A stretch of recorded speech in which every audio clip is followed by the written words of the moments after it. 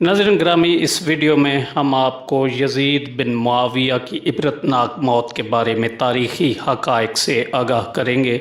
नहायत मालूमाती वीडियो है जिसे आखिर तक आप लाजमी देखें, और अगर चैनल सब्सक्राइब नहीं किया तो इसे भी सब्सक्राइब कर लें। यज़ीद बिन मुआविया तारीख़ इस्लाम का वो बदतरीन शख्स है जिसके हाथ अहले बैत रसूल के खून से रंगे हैं। उसकी स्याह शख्सियत और कारनामे उसे फ़िरऔन, नमरूद और कारून की सफ़ में खड़ा कर देते हैं, जिसका अंजाम आखिरत में भयानक तरीन और बायस इबरत होगा। उसने मदीना में फ़साद मचाया, काबा को नज़र आतिश किया और सैकड़ों सहाबा को अपनी बैत तोड़ने की वजह से शहीद किया। लेकिन उसका स्याह तरीन कारनामा इमाम अली मकाम हज़रत हुसैन इब्न अली अलैहिस्सलाम और अहले बैत रसूल को शहीद करना है। यज़ीद मलून का पूरा नाम यज़ीद बिन मुआविया बिन अबी सुफियान अल उमवी था, जो 25 हिजरी यानी सन 645 ईस्वी में हज़रत उस्मान गनी रज़ियल्लाहु ताला अन्हो के दौरे खिलाफत में पैदा हुआ। यज़ीद की माँ मैसून एक ईसाई औरत थी जिसका ताल्लुक शाम के कलबिया कबीले से था। यज़ीद की परवरिश शाम के देहात में हुई और एक ईसाई दाई ने उसकी परवरिश की,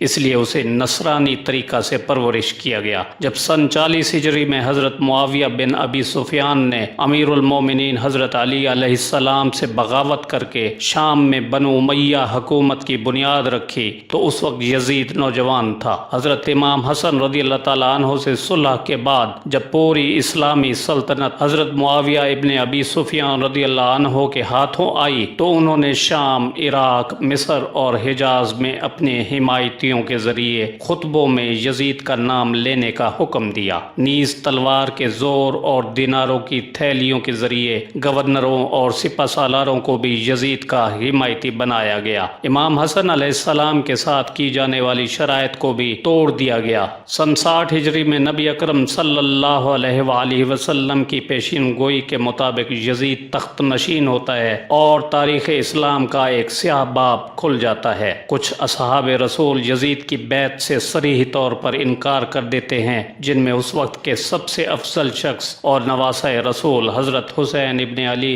रज़ियल्लाहु ताला अन्हुमा भी शामिल थे। इस बात का बहुत ज़्यादा अंदेशा था कि कहीं इस्लामी हुकूमत के अंदर बगावत न फूट पड़े और लोग हज़रत हुसैन इब्न अली को अपना रहनुमा बनाकर खुरूज न कर दें। लिहाजा इस अंदेशे के पेश नज़र हज़रत इमाम हुसैन और अहले बैत रसूल को 10 मुहर्रमुल हराम सन 61 हिजरी में मैदान करबला में यज़ीद के हुक्म से शहीद कर दिया जाता है और उनके सर को बतौर इबरत शाम के बाजारों में नेज़ों पर बुलंद किया जाता है और लोगों को दिखाया जाता है कि बगावत का क्या अंजाम होता है। यज़ीद की ज़ाती ज़िंदगी को मुअर्रिख़ीन ने फहाशी, बुराई, खबासत और सरकशी से भरा हुआ लिखा है। इमाम तबरी ने नकल किया कि सहाबी रसूल हज़रत अब्दुल्ला इब्न हंज़ला रज़ियल्लाहु ताला अन्हु और असहाब की एक जमात ने जब यज़ीद के मुतल्लिक मालूमात हासिल की और उसके दरबार पहुँचे तो उसे एक सरकश हाकिम पाया। लिहाजा हज़रत अब्दुल्ला इब्न हंज़ला कहते हैं कि खुदा की कसम, हम यज़ीद के दरबार से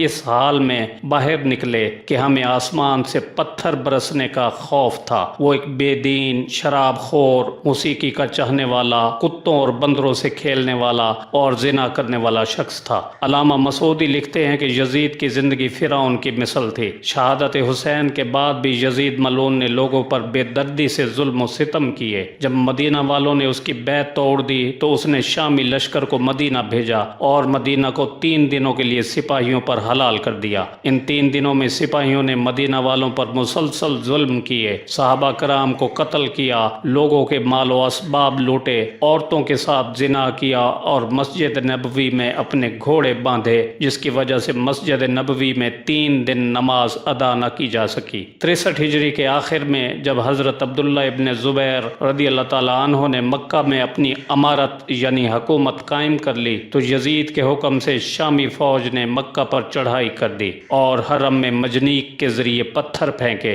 जिससे काबा में आग लग गई। बैतुल्ला की एक दीवार भी शहीद हो गई। यज़ीद की मौत से मुताल्लिक मुअर्रिख़ीन के अलग अलग अक़वाल और रिवायात मिलती हैं, जिनमें सबसे ज़्यादा बासनद اور صحیح قول یہ ہے کہ شہادت حسین اور واقعہ ہرہ کے بعد جب یزید اپنے جشن اور تکبر میں مست تھا، اس وقت اس نے مکہ پر حملہ کرنے کا حکم جاری کیا۔ یہ سن 64 ہجری کا زمانہ تھا۔ چند ہی دنوں میں وہ ایک موذی بیماری میں مبتلا ہو گیا۔ اس کے پیٹ میں خطرناک درد اٹھا جس سے اس کی آنتیں سڑنے لگی اور ان میں کیڑے پیدا ہونے لگے۔ دمشق کے بڑے بڑے طبیبوں کو بلایا گیا، لیکن وہ اس بیماری سے یزید کو شفا یاب کرنے میں ناکام ہو جاتے تھے، کیونکہ یہ اللہ پاک کی طرف سے امر تھا جو اسے قبر تک لے جانے والا تھا۔